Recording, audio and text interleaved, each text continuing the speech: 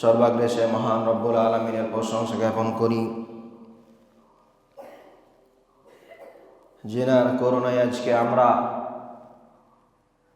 এই জুমার মসজিদে জুমার 2 রাকাত সালাত আদায় করব মনে করে একত্রিত হতে পেরেছি। যিনি আমাদেরকে সর্বের সেরা অতি উত্তম করে সৃষ্টি করেছেন, তিনার প্রশংসা আমরা কোনোদিন শেষ করতে পারি না। কিন্তু তিনার শিক্ষা দেওয়া একটি বাক্য, যে বাক্যের দ্বারা আমরা প্রতিনিয়ত তিনার প্রশংসা করে থাকি, আজকেও আমরা সেই বাক্যের দ্বারাই তিনার প্রশংসা জ্ঞাপন করব। আমরা সকলে পড়ি আলহামদুলিল্লাহ। তিনার পরে পরে আমাদের ধর্মের গুরু, ধর্মের নেতা আমিনাল্লাহ মুরুদ্দুর আলা মোহাম্মদে মুস্তফা বলুন সাল্লাল্লাহু আলাইহি ওয়াসাল্লাম, তিনার প্রতি হাজার হাজার লক্ষ কোটি দরুদ ও সালাম অবতীর্ণ হোক। আল্লাহুম্মা সাল্লি আলা মুহাম্মদ ওয়া আলা আলি মুহাম্মদ কামা সাল্লাইতা আলা ইব্রাহিম ওয়া আলা আলি ইব্রাহিম ইন্নাকা হামিদুম মাজিদ। আল্লাহুম্মা বারিক আলা মুহাম্মদ ওয়া আলা আলি মুহাম্মদ কামা বারাকতা আলা ইব্রাহিম ওয়া আলা আলি ইব্রাহিম ইন্নাকা হামিদুম মাজিদ। সম্মানিত জুমার মুসল্লিবৃন্দ, আজকে আমি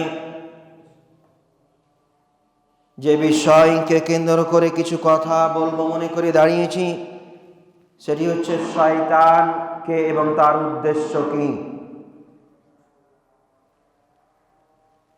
এরপরে পরে আমরা জানি সামনে আমাদের রমজান মাস, সেই মাসকে কেন্দ্র করে তার প্রস্তুতি আমরা কেমন করে নেব, এই বিষয়ের ভিতরে আমি কিছু ইঙ্গিত দেওয়ার চেষ্টা করব ইনশাআল্লাহ। এর পূর্বে আমরা রমজান মাসের প্রস্তুতি সম্পর্কে শুনেছি, তাই আমি পূর্ণ বিষয়ে রমজানের প্রস্তুতি না নিয়ে শয়তানকে আজকে চেনার চেষ্টা করব এবং তার উদ্দেশ্য কি সেই জিনিসগুলো জানার চেষ্টা করব এবং সেই জিনিস থেকে আমরা বিরত থাকার চেষ্টা করব। এবং শেষে আমি কিছু ইঙ্গিত দেওয়ার চেষ্টা করব যে রমজান মাসে আমরা যে রমজান মাস আমাদের সামনে আসছে, তার প্রস্তুতি আমরা কেমন করে গ্রহণ করতে পারি। সম্মানিত সুধী মণ্ডলী, শয়তান বলতে আমরা সবাই মনে করি যে এই শয়তান ইবলিসের সাথে যুক্ত, কিন্তু আসলেই কি সেই শয়তান সেই ইবলিসের সাথেই যুক্ত? না কোনো একটি বৈশিষ্ট্য নাম শয়তান, না কোনো একটি গুণ বৈশিষ্ট্য যার ভিতরে পাওয়া যাবে তাকে শয়তান বলা যেতে পারে। আসলেই যদি আমরা জানতে যাই তাহলে আমরা জানতে পারবো যে শয়তান মূলত যাকে বলা হয় সে হচ্ছে ইবলিস। কিন্তু ইবলিস কেমন করে সে শয়তানে পরিণত হলো, যদি আমরা তার ব্যাখ্যা জানতে চাই তাহলে আমরা জানতে পারবো।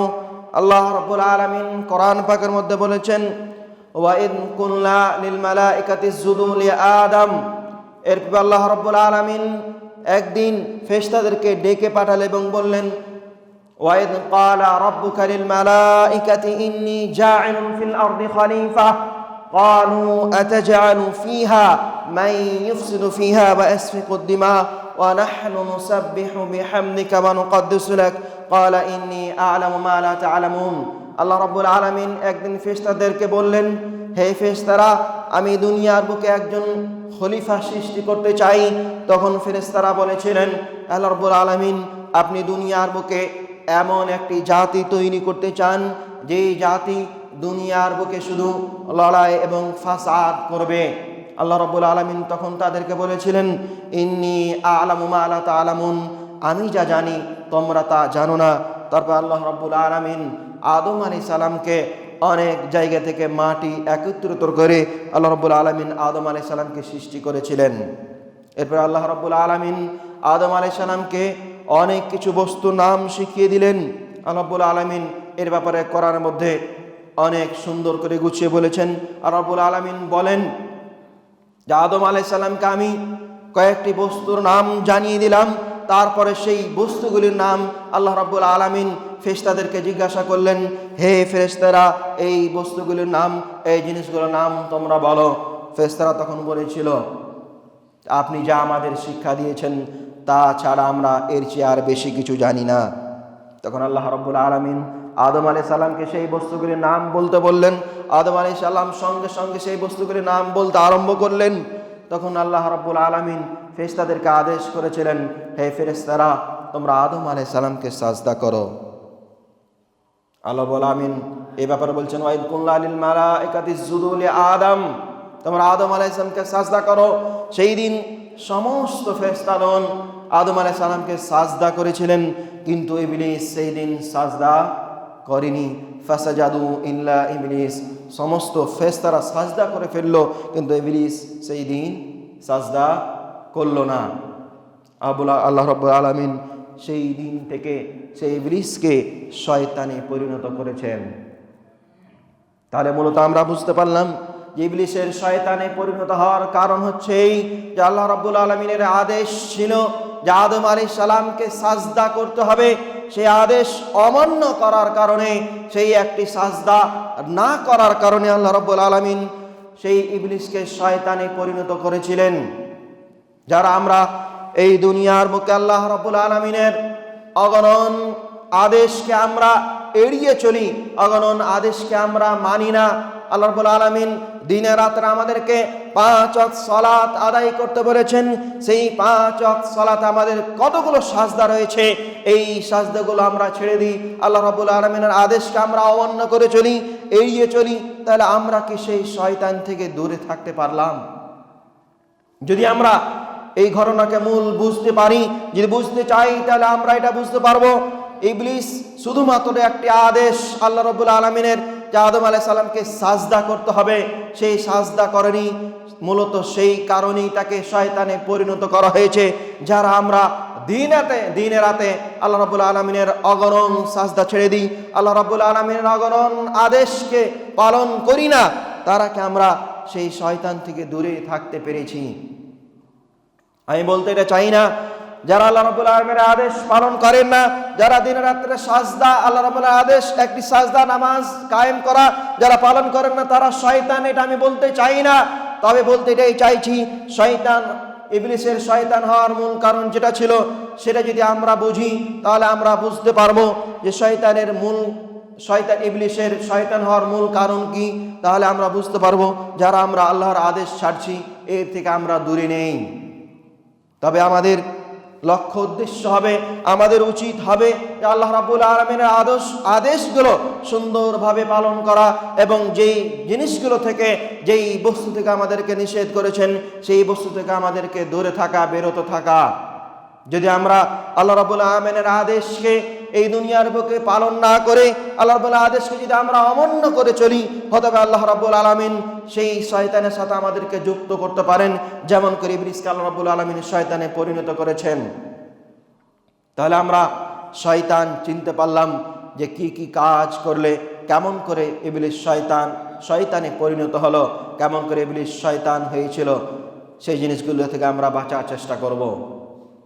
আমরা প্রতিনিয়ত চেষ্টা করব যে আল্লাহ রাব্বুল আলামিনের আদেশকে মেনে চলার, এবং যে জিনিস থেকে আমাদেরকে নিষেধ করেছেন সেই জিনিস থেকে বিরত থাকার। আসুন এই শয়তান হওয়ার পরে যারা আমরা এই শয়তানের পথকে অনুসরণ করে চলি, শয়তান যেই কাজগুলো বলে সেই কাজগুলো আমরা মেনে চলি, আমরা একটু জানার চেষ্টা করব এই মতো শয়তানের উদ্দেশ্যমূলক কি।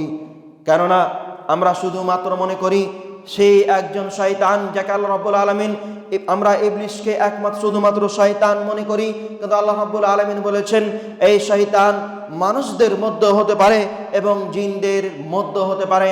আল্লাহ রাব্বুল আলামিন বলেছেন, ওয়া কাযালিকা জাআলনা লিকুল্লি নাবিয়্যিন আদুওয়ান শায়াতিনাল ইনসি ওয়াল জিন ইউহি বা'দুহুম ইলা বা'দ যুখরুফাল কওলি গুরুরা ওয়ালাউ শাআ রাব্বুকা মা ফাআলু ফাদারহুম ওয়া মা ইফতারুন। আল্লাহ রাব্বুল আলামিন বলেছেন, আমি নবীদের জন্য, যুগে যুগে আমি নবীদের জন্য শয়তানকে সৃষ্টি করেছি, এবং এই শয়তান মানুষ এবং জিনদের মধ্য থেকে হতে পারে, মানুষ এবং জিনদের মধ্যে থেকে হয়ে থাকে। কেননা যাতে করে মানুষকে তারা পথ ভ্রষ্ট করতে পারে, নবীদের সাথে যারা আসবে তাদেরকে পথ ভ্রষ্ট করতে পারে। আল্লাহ রাব্বুল আলামিন অত্র আয়াতে স্পষ্টভাবে বলছেন, আমি মানুষদের মধ্য থেকে এবং জিনদের মধ্য থেকে শয়তান সৃষ্টি করেছি। তাহলে যারা আমরা মনে করি যে সেই ইবলিশ একমাত্র শয়তান, তাহলে আমরা ভুল পথে রয়েছি। কেননা আমরা জানি ইবলিশ জিনদের মধ্য থেকে। আল্লাহ রাব্বুল আলামিন এর ব্যাপারে কোরআনের মধ্যে বলছেন, কানা মিনাল জিন্নি, সেই ইবলিশ হচ্ছে জিনদের মধ্য থেকে। তাহলে যারা আমরা মনে করি যে সেই ইবলিশ একমাত্র শয়তান, তাহলে আমরা ভুল পথে রয়েছি। কারণ আল্লাহ রাব্বুল আলামিন এর পূর্বে আয়াতে বললেন যে আল্লাহ রাব্বুল আলামিন মানুষদের মধ্য থেকে এবং জিনদের মধ্য থেকে শয়তান তৈরি করে থাকেন। তাহলে আমরা যদি একটু বুঝার চেষ্টা করি তাহলে আমরা বুঝতে পারবো, যারা আল্লাহ রাব্বুল আলামিনের আদেশকে অমান্য করে চলেন, যারা ইবলিশের পথকে অনুসরণ করে চলে, তারাই মূলত শয়তান। তাদেরকে আমরা শয়তান বলতে পারি, তারা শয়তানের পথে রয়েছে। মেন শয়তান যাদেরকে আমরা হেড পয়েন্ট যদি আমরা বলতে চাই তাহলে আমরা সেই ইবলিশকে বলতে পারি। কিন্তু যারা দুনিয়ার বুকে সেই শয়তানের পথকে অনুসরণ করে চলে, তাদেরকে আমরা বলতে পারি যে তারা ইবলিশের কাজগুলো তাদেরকে সঁপে দেওয়া হয়েছে, তারা ইবলিশের কাজগুলো করে বেড়াচ্ছে। তাদের মূল উদ্দেশ্য কি? যারা এমতো কাজ করে তাদের মূল উদ্দেশ্য হচ্ছে মানুষকে প্রথমত কুফর এবং শিরকে লিপ্ত করা। কেননা শিরক এমন একটি গুনাহ, যেই গুনাহে যদি কোনো মানুষকে লিপ্ত করে দেওয়া হয় তাহলে সেই গুনাহ আল্লাহ রাব্বুল আলামিন কোনোদিন ক্ষমা করেন না। সেই গুনাহ ক্ষমা না হওয়ার কারণ হচ্ছে এটাই যে আল্লাহ রাব্বুল আলামিন, যদি একটি উদাহরণ দিন তাহলে বুঝতে পারবেন। দুনিয়ার বুকে কোনো মানুষ যখন কোনো জিনিসের অধিকার রাখে, কোনো বস্তুর মালিক হয়, যে মতো যদি আপনি একটি বাড়ির মালিক, আপনার কাছে একটি জমি রয়েছে, সেই জমিনের মালিক, আপনার কাছে কোনো একটি গাড়ি রয়েছে, সেই গাড়ির মালিক, যখন সেই জায়গায় কোনো মানুষ অন্য মানুষকে অধিকার দেখাবে যে সেই গাড়িতে আমার অধিকার রয়েছে, যখন সেই সময় তখন আপনার যেমন আপনার রাগান্বিত আপনি হবেন, সেই মতোই আল্লাহ রাব্বুল আলামিন এই দুনিয়ার বুকে যতগুলো যা কিছু দেখছেন, আপনি যাই দেখছেন না কেন, যতগুলো বস্তু, যত পশু প্রাণী মানুষ যাই দেখছেন না কেন, এই সমস্ত কিছুকে আল্লাহ রাব্বুল আলামিন সৃষ্টি করেছেন।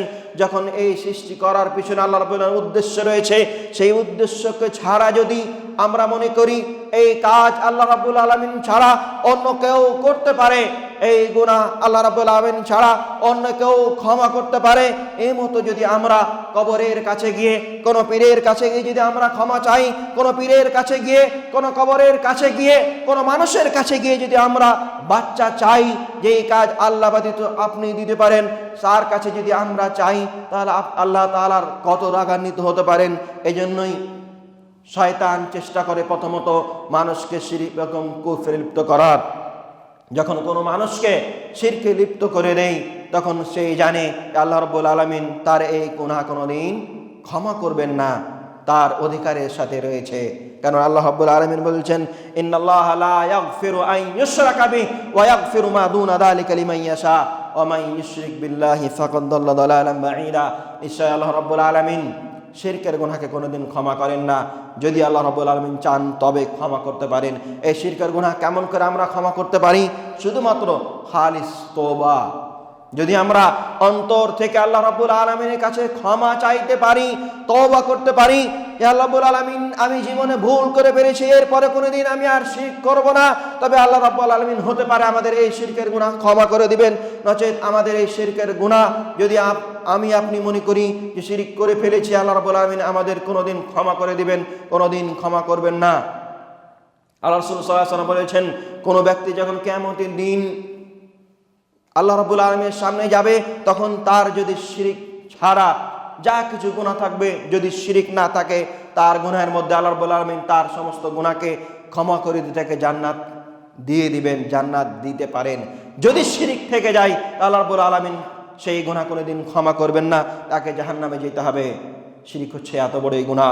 এজন্যই শয়তান প্রথমত চেষ্টা করে যে মানুষকে শিরকে লিপ্ত করে দেওয়া, যাতে করে তাকে সেই সঙ্গে পেয়ে যায়, যাতে করে সে তাকে সঙ্গে করে নিয়ে জাহান্নামে যেতে পারে। যখন কোনো মানুষকে এই শিরকে লিপ্ত করতে না পারে, সে প্রতিনিয়ত চেষ্টা করে, সর্বাবস্থায় চেষ্টা করতে থাকে মানুষকে শিরকে লিপ্ত করার। যখন সে ব্যর্থ হয়ে যায়, যখন মানুষকে শিরকে লিপ্ত করতে না পারে, তখন সে চেষ্টা করে মানুষকে অশ্লীল এবং খারাপ কাজে লিপ্ত করার। যখন কোনো মানুষ শিরিক করবে না, তখন তাকে চেষ্টা করে ইসলামে যেই বস্তুগুলি হারাম রয়েছে, যেই কাজ থেকে আল্লাহ রাব্বুল আলামিন নিষেধ করেছেন, সেই কাজগুলি তাকে করানোর চেষ্টা করে। অশ্লীল কথা বলা, মানুষের সাথে খারাপ ব্যবহার করা, এমতো যতগুলি হারাম বস্তু রয়েছে ইসলামের মধ্যে, সেই কাজগুলো তাকে করানোর চেষ্টা করে। যেমতো আমরা দুনিয়ার বুকে দেখছি অনেক মানুষকে, যারা মদ, জুয়া, যতগুলো হারাম বস্তু রয়েছে, যত গুনাহের কাজ রয়েছে, সেই কাজগুলোর মধ্যে তারা লিপ্ত রয়েছে, তারা জড়িত রয়েছে। কেন? শয়তান সে চেষ্টা করে তার পেছনে সর্ব অবস্থায় তাকে কি করে জাহান্নামে নিয়ে যাওয়া যায়, তাকে কি করে আমার সাথে যুক্ত করা যায়। হ্যাঁ, কোনো মানুষ যখন শিরক করলো না, তাকে তো কোনো মতেই কোনো রাস্তায় তার পথে নিয়ে আসতে হবে। সে চেষ্টা করতেই থাকে, তাকে কোনো না কোনো কাজে, এমন কাজে লিপ্ত করে দেওয়া হবে যাতে করে সে ইসলাম থেকে দূরে সরে যায় এবং সে আমার সঙ্গী হয়ে যায়, এবং সেই কিয়ামতের দিন আমার সাথে জাহান্নামে থাকে। সেই শয়তান এই মতো করার চেষ্টা করে, এবং যারাই এই মতো করে শয়তানের পথ অবলম্বন করে চলে, তারাই সেই দিন তার সাথে থাকবে। যারা আমরা এমতো শিরিক থেকে বাঁচতে পেরেছি কিন্তু অশ্লীল এবং খারাপ কাজ থেকে বাঁচতে পারেনি, তাদেরকে আমি বলতে চাই, তারা শয়তানের পথ অনুসরণ করে চলছেন। যারা এখনো অশ্লীল এবং এই খারাপ কাজ থেকে বাঁচতে পারেন না, তারা প্রতিনিয়ত চেষ্টা করবেন কি করে এই শয়তানের পথ থেকে বেরিয়ে আসবেন এবং আল্লাহর পথে যাবেন, এবং আল্লাহ এবং আল্লাহ রসুল যা বলেছেন সেই মতো করে কেমন করে চলবেন, এই ভাবনা চিন্তা করবেন। নয়তো ইবলিসের সাথে গিয়ে শয়তানের সাথে যুক্ত হয়ে জাহান্নামে প্রবেশ করতে হবে। এমতই শয়তান যখন শিরকে লিপ্ত করতে না পারে, অশ্লীল এবং খারাপ কাজেও মানুষকে লিপ্ত করতে না পারে, তখন তার সাথে চেষ্টা করে সেই মানুষকে বিদআতে কি করে লিপ্ত করা যায়। কেননা বিদআত এমন একটা জিনিস যেটি মানুষ সুন্দর করে ভালো মনে করে, নেকের আশায়, নেকের উদ্দেশ্যে মানুষ সেই কাজকে করে। কারণ বিদআত তাকেই বলা হয় যেটা রাসূলুল্লাহ সাল্লাল্লাহু আলাইহি সাল্লামের পথে পাওয়া যায়নি, যে রাসূলুল্লাহ সাল্লাল্লাহু আলাইহি সাল্লামের কাছ থেকে পাওয়া যায়নি, সাহাবায়ে কেরামদের কাছ থেকে পাওয়া যায়নি, সালাফদের কাছ থেকে পাওয়া যায়নি, এমন কিছু কাজ কিন্তু সেই কাজ ভালো মনে করে করা হয়। যেই কাজকে আমরা সাহাবায়ে কেরামের কাছ থেকে পাইনি, কিন্তু আমরা সেই কাজকে নতুন করে সৃষ্টি করে তৈরি করে সেই কাজকে আমরা নেকির আশায় করে থাকি, এমন কাজকে বিদআত বলা হয়। এবং এমন কাজকে মানুষ প্রাধান্য দেয়, মানুষ বলে এই কাজটি খারাপ নয় তো, কিন্তু মানুষ জানে না এই কাজ করলেও গুনাহ হবে। এই কাজ যেমন কোনো মানুষ যদি ইসলামের কাজ ছেড়ে দেয়, ইসলামের কাজ অমান্য করে, যতটুকু তার গুনাহ হবে, কিন্তু কোনো মানুষ যদি এমন কোনো বিদআত, এমন কিছু কাজ করে যে কাজকে ইসলামে আছে মনে করে কোনো কাজ যদি মনে করে যে এই কাজ করলে আমি নেকি পাবো, এই আশা করে যদি কোনো কাজ করে, সেই কাজ যদি ইসলামে না থাকে, সেই কাজ যদি সাহাবায়ে কেরাম থেকে পাওয়া না যায়, সেই কাজ যদি রাসূলুল্লাহ সাল্লাল্লাহু আলাইহি সাল্লামের কাছ থেকে পাওয়া না যায়, তাহলে সেই কাজে আরো বেশি গুনাহ হবে। কিন্তু মানুষ এই কাজকে বেশি বেশি করে থাকে, এবং মানুষও সেই কাজকে বেশি প্রাধান্য দিয়ে থাকে, মানুষ সেই কাজকে বেশি প্রমোট করে। যে কাজ মানুষ করছে ভালো কাজ, তো এই কাজে কোনো ক্ষতি নেই, কিন্তু সেই কাজ রাসূলুল্লাহ সাল্লাল্লাহু আলাইহি সাল্লাম থেকে পাওয়া যায় না, সেই কাজ সাহাবা কেরাম থেকে পাওয়া যায় না, এমন কাজ থেকে আমাদের বিরত থাকতে হবে। যেমন আমরা যেই মাসে আমরা এখন রয়েছি, শাবান মাস, আমরা হতে পারে আমরা এর পূর্বে শুনেছি এই মাসে অনেক এমন কিছু কাজ রয়েছে যেগুলি বিদআতের সাথে যুক্ত, যেগুলি হচ্ছে বিদআত। যেমন আমরা এর পূর্বে দেখেছি, আমরা এর পূর্বে একটি রাত আমরা পার করেছি, সেই রাতটিকে আমরা শবে বারাত নামে জানি। শবে বারাত কেন বলা হয়? মানুষ এই শবে বারাত নাম দিয়েছে এই জন্যই যে এই রাতে আল্লাহ রাব্বুল আলামিন মানুষকে মুক্তি দান করেন।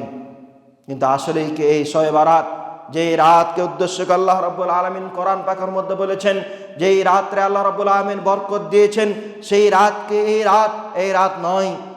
এই রাতকে তারা সেই বরকতের রাত মনে করে, এই রাতকে তারা মনে করে বরকতের রাত এই জন্যই যে এই রাতকে আল্লাহ রাব্বুল আলামিন, এই রাতের আল্লাহ রাব্বুল আলামিন কোরআনকে অবতীর্ণ করেছেন। এই রাতের আল্লাহ রাব্বুল আলামিন অসংখ্য মানুষকে ক্ষমা করে থাকেন। এই রাত্রে কোরআন অবতীর্ণ হওয়ার তারা দলিল দিয়ে থাকে, ইন্না আনজালনাহু ফী লাইলাতিন মুবারাকা, যে আল্লাহ রাব্বুল আলামিন কোরআনকে অবতীর্ণ করেছেন একটি মোবারক রাত্রে, এবং এই রাতকে তারা মোবারক রাত মনে করেন। কিন্তু ইবনে কাসির রাহিমাহুল্লাহ তিনি বলেছেন এই রাত মোবারক রাত বলতে এই রাতকে বোঝানো হয়নি, মোবারক রাত বলতে লাইলাতুল কদরকে বোঝানো হয়েছে। তার দলিল ইবনে কাসির দিয়েছেন সূরাতুল কদরের প্রথম আয়াত, ইন্না আনজালনাহু ফি লাইলাতিল কদর। আল্লাহ রাব্বুল আলামিন লাইলাতুল কদরে কোরআনকে অবতীর্ণ করেছেন, এবং লাইলাতুল কদর শাবান মাসে নয়, রমজান মাসে। এবং এর দলিল দিয়েছেন শাহরু রমাদান আল্লাযী উনজিলা ফীহিল কোরআন হুদাল লিন্নাস। আল্লাহ রাব্বুল আলামিন কোরআনকে রমজান মাসে অবতীর্ণ করেছেন।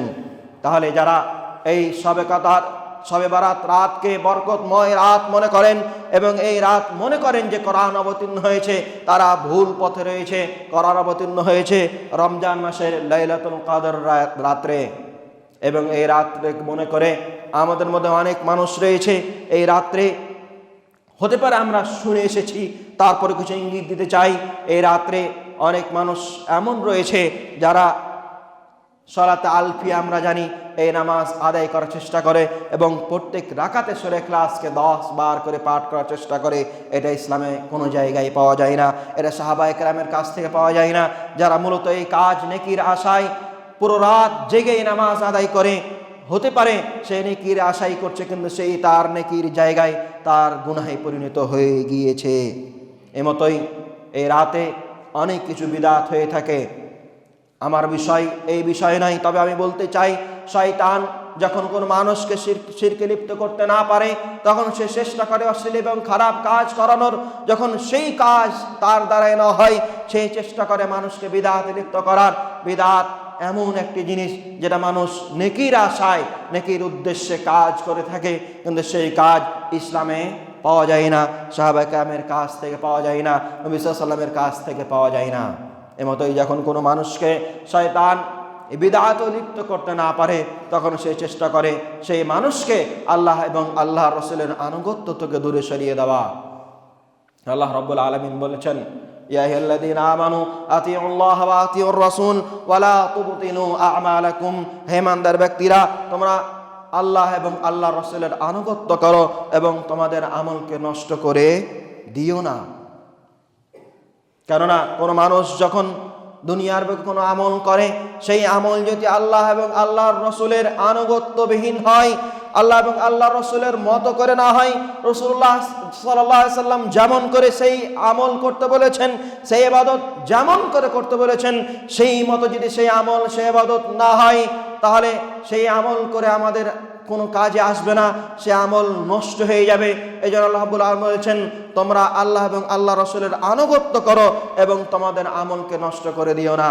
যদি আমরা দুনিয়ার বুকে অগণন আমল করে থাকি এবং সেই আমল যদি আল্লাহ এবং আল্লাহ রাসূলের মতো করে না হয়, তাহলে আমাদের সে আমল কোনো কাজে আসবে না। এজন্যই শয়তান চেষ্টা করে যে মানুষকে ইসলামের কাজ তো করাতে হবে, ইসলাম যে কাজগুলো বলেছে সেই কাজ তো মানুষ করবে, কিন্তু সেই কাজ কেমন করে করবে? আমার মতো করে করবে, আল্লাহ এবং আল্লাহ রাসূলের মতো করে করবে না। সেই কাজে সে বাধা দেওয়ার চেষ্টা করে।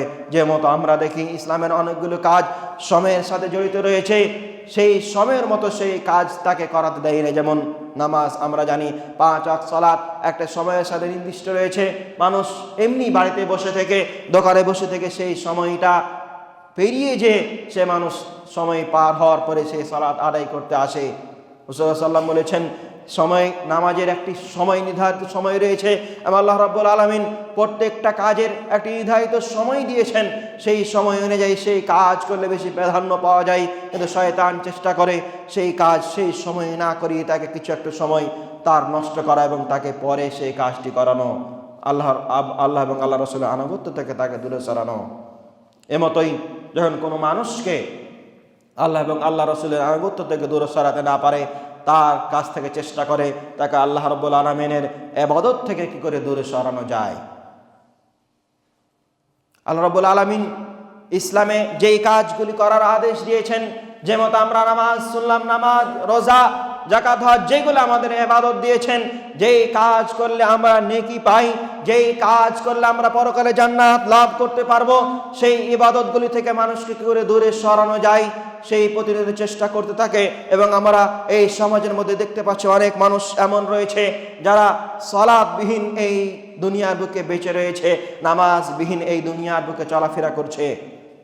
তাহলে যারা আমরা এই দুনিয়ার বুকে নামাজ আদায় করি না, সালাতবিহীন নামাজবিহীন এই দুনিয়ার বুকে চলাফেরা করি, তাহলে আমরা শয়তানের আনুগত্য করে চলছি, শয়তানকে অনুসরণ করে চলছি। আমরা আল্লাহ এবং আল্লাহ রাসূলকে আনুগত্য করি না, শয়তানের অনুসরণ করি। তাহলে যদি আমরা শয়তানকে অনুসরণ করি তাহলে আমাদের থাকার জায়গা কোথায় হবে এটা আমরা নিজেই বুঝতে পারছি। যদি আমরা এই শয়তানের পথকে না ছেড়ে, যদি আমরা এই শয়তানের পথেই যদি আমরা টিকে থাকি এবং এমতো অবস্থায় যদি আমরা মৃত্যুবরণ করে যাই, তাহলে আমরা পরকালে আমাদের ঠিকানা কি হতে পারে আমরা নিজেরাই বুঝতে পেরেছি। এমতোই ইবাদতের মধ্যে একটি গুরুত্বপূর্ণ ইবাদত আমাদের সামনে রমজান মাস। এই রমজান মাসের রোজা বা সিয়াম পালন করা আমাদের মধ্যে অনেকেই রয়েছে যারা এই রমজান মাস আসলেই শুধুমাত্র সিয়াম পালন করেন এবং এই রমজান মাসে নামাজ আদায় করেন। রমজান মাস শেষ হয়ে গেলেই, ঈদুল ফিতরের নামাজ হয়ে গেলেই তাদেরকে আবার মসজিদে খুঁজে পাওয়া যায় না। এমতো অনেক মানুষ রয়েছে। তাদের জন্য বলতে চাই যে রমজান মাসের রোজা শুধুমাত্র এটি একটি ইবাদত নয়। এই রমজানের পূর্বেই, এই রোজাকে ফরজ করার পূর্বেই সালাত নামাজকে ফরজ করা হয়েছে। যারা আমরা প্রতিদিন পুরো জীবন আমরা সালাত আদায় করতে পারি না, শুধুমাত্র এই রমজান মাসের রোজা সিয়াম পালন করি, তারা যদি মনে করি শুধুমাত্র সিয়াম পালন করে আল্লাহর সন্তুষ্টি অর্জন করা যাবে, তাহলে আমরা ভুল পথে রয়েছি। এটি একটি ইবাদত। এটি আমি বাধা দিতে চাই না, এই রমজান মাসের রোজা সিয়াম পালন করতে হবে না। তবে এর পূর্বে, রমজান মাসের পূর্বেই যে আমাদের যতগুলো আরো ইসলামের আরকান রয়েছে, যেই কাজগুলো আমাদের করতে হবে সেগুলো আমাদেরকে মেনে চলতে হবে। কিন্তু শুধুমাত্র যদি এই রমজান মাসের রোজা সিয়াম পালন করে এবং এই রমজান মাসে ইবাদত করে যদি আমরা জান্নাত লাভ করতে যাই, হতে পারে এই রমজান মাসের রোজা আমাকে আপনাকে সফলতা নাও দিতে পারে, আমাদেরকে জান্নাত নাও দিতে পারে, আমাদেরকে জাহান্নাম প্রবেশ করতে হতে পারে। এজন্যই আমাদেরকে সচেতন হতে হবে। এবং এই রমজান মাস আসার পূর্বেই যারা আমরা এর পূর্বে থেকে অনেক গুনাহ করে ফেলেছি, তারা আমরা রমজান মাস আসার পূর্বে আমরা প্রস্তুতি গ্রহণ করব কেমন করে। যারা আমরা এই জীবনে অনেক গুনাহ করে ফেলেছি, রমজান মাস আসলে মনে করেছি এবার থেকে আর সালাত ছাড়বো না, আল্লাহর পথে চলে আসবো, তাদেরকে রমজান মাস আসার পূর্বেই বেশি বেশি তওবা ইস্তেগফার করার চেষ্টা করতে হবে। আল্লাহ রাব্বুল আলামিনের কাছে ক্ষমা চাইতে হবে।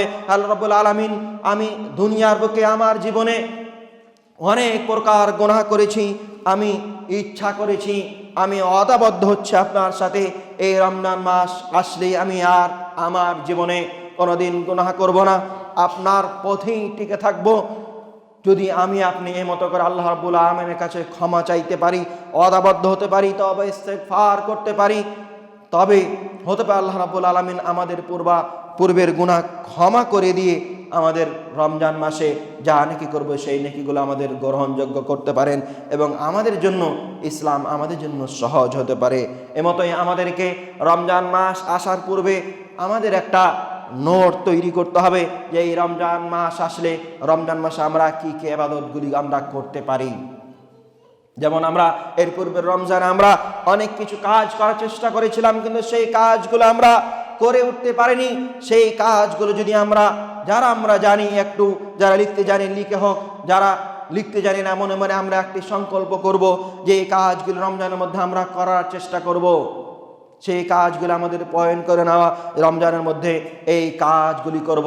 যে মতো রমজান মাসে যেই কাজগুলি করলে বেশি বেশি নেকি পাওয়া যায়, যেমন কোরআন তেলাওয়াত করা। যারা আমরা কোরআন তেলাওয়াত করতে জানি, কোরআন পড়তে জানি, আমরা নিয়াত করে নিব যে রমজান মাস আসলেই আমরা কোরআনকে বেশি বেশি তেলাওয়াত করার চেষ্টা করব। যারা আমরা কোরআন পড়তে জানি না, কোরআনকে এই রমজান মাসে একটু সময় দিয়ে কোরআনটা একটু শেখার চেষ্টা করব। যারা কোরআন পড়তে জানি, কোরআন শুদ্ধ করে পড়তে জানি না, এই রমজান মাসে একটু সময় দিয়ে যারা কোরআন শুদ্ধ করে পড়তে জানে তাদের কাছে গিয়ে কোরআনটা একটু শুদ্ধ করার চেষ্টা করব। এতে বেশি নেকি পাওয়া যাবে।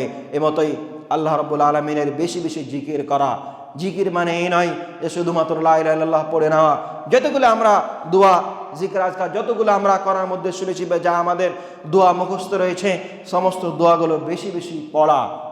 এমতই রমজান মাস আসার পূর্বে গুরুত্বপূর্ণ একটি বেশি দোয়া পড়া, সেটি হচ্ছে আল্লাহুম্মা বাল্লিগনা রমাদান ওয়া বাল্লিগনা লাইলাতুল কদর।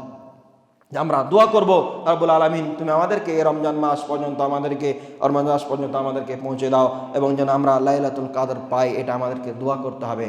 কেননা লাইলাতুল কদর কোনো মানুষ যদি ইবাদত করতে পারে, তাহলে কোনো মানুষ যদি 1000 মাস ইবাদত করে, সে ইবাদত করে যতটুকু সে মানুষ নেকি পাবে, কোন মানুষ যদি এই লাইলাতুল কদর আল্লাহ রাব্বুল আলামিন ইবাদত করে সেই রাতটি পার করতে পারে, তাহলে সেই 1000 মাসের সমপরিমাণ সে নেকি পেয়ে যেতে পারে।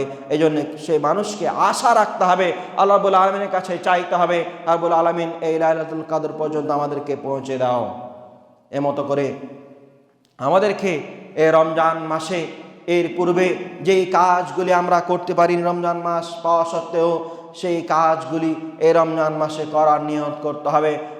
যেমতো এই রমজান মাস আসার পূর্বে এর পূর্বে আমরা রমজান অনেক পেয়েছি, রমজান মাসে আমরা যেমতো মানুষের সাথে ভালো ব্যবহার করতে পারিনি, বেশি বেশি দান সাদকা করতে পারিনি, তারা চেষ্টা করবে রমজান মাস আসলে আমরা দান সাদকাগুলি একটু বেশি বেশি করার। এমতোই মানুষের সাথে সুন্দর ব্যবহার করার, এমতোই রমজান মাসে বেশি বেশি ইবাদত করার চেষ্টা করব, এটা আমাদেরকে সংকল্প করতে হবে।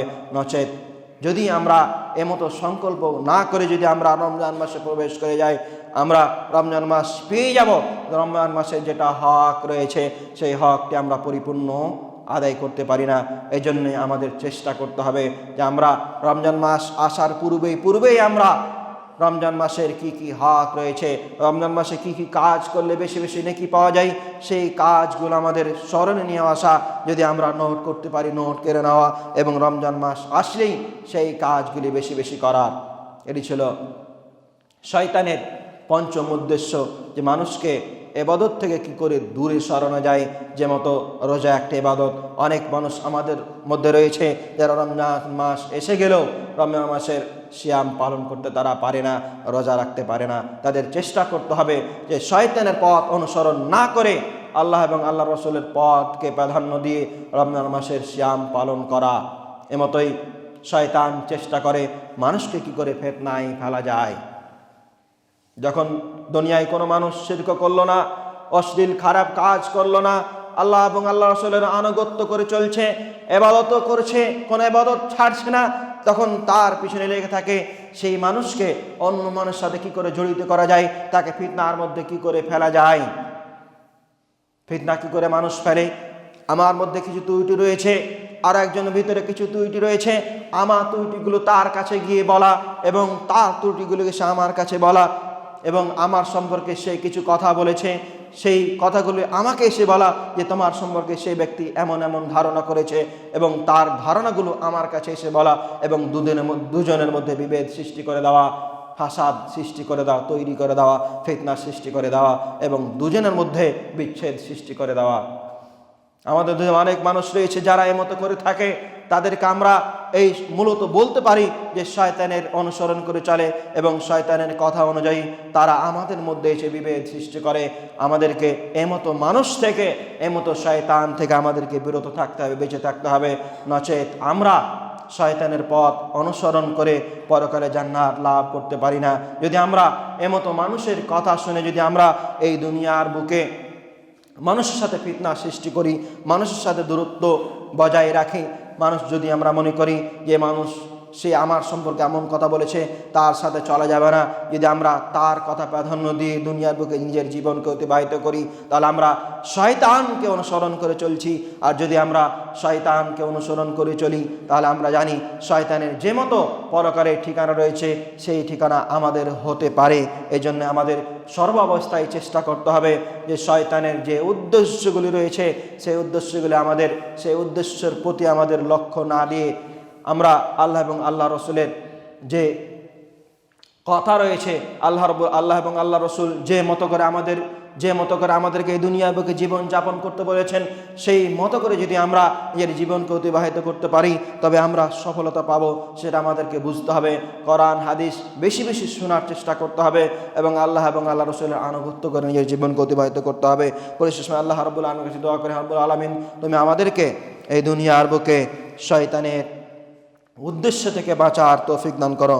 রাব্বুল আলামিন তুমি আমাদেরকে আল্লাহ এবং আল্লাহ রসুলের কথা অনুযায়ী আল্লাহ এবং আল্লাহ রসুল যে মতো করে আমাদেরকে নিজের জীবন অতিবাহিত করতে বলেছেন সেই মতো যেন আমরা নিজের জীবনকে গড়তে পারি। রাব্বুল আলামিন তুমি আমাদেরকে তৌফিক দান করো।